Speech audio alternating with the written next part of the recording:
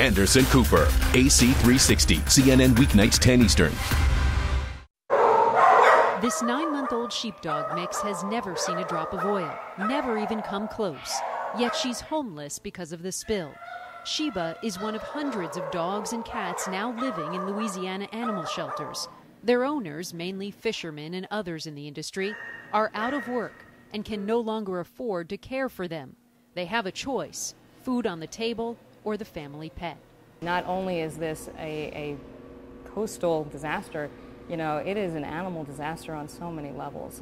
Anna Zarilla is with the Louisiana SPCA. I think when people think of animals being affected by the oil spill, they think of the oiled birds and the oiled turtles. They don't think of the family pet. Exactly. I think these are the unseen victims right now in this disaster. Unseen no longer. Their faces irresistible. Their eyes pleading. Their soft whimpers heartbreaking. And they just keep coming. So many dogs and cats, shelters are turning to foster homes to house them. Hi. Anna says the SPCA is even sending some pets to shelters in other states. There just aren't enough cages in Louisiana.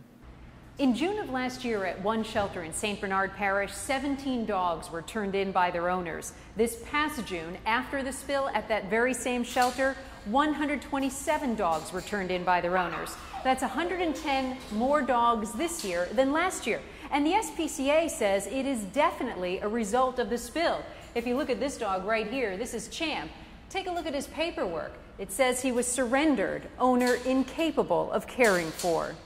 Same story for this little pup. Her name is Panda. She's a terrier mix and just about 2 months old. She was turned in after the spill. You just want a hug. That's all you want. A much needed hug.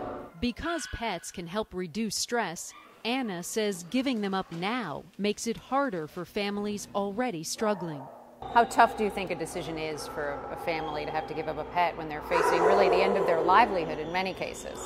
I think it's one more blow on top of everything else. I mean, imagine having to make that decision of letting a family member go because you can no longer afford to keep them. It isn't that you don't love them, it isn't that you don't want them, you just don't have the financial resources, to keep them.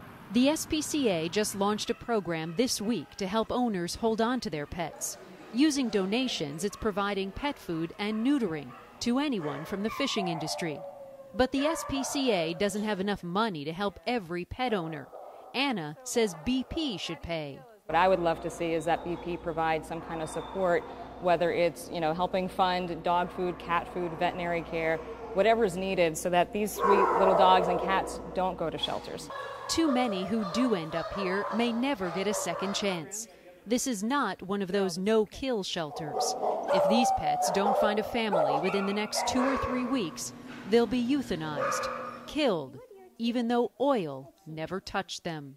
Randy Kay, CNN, New Orleans.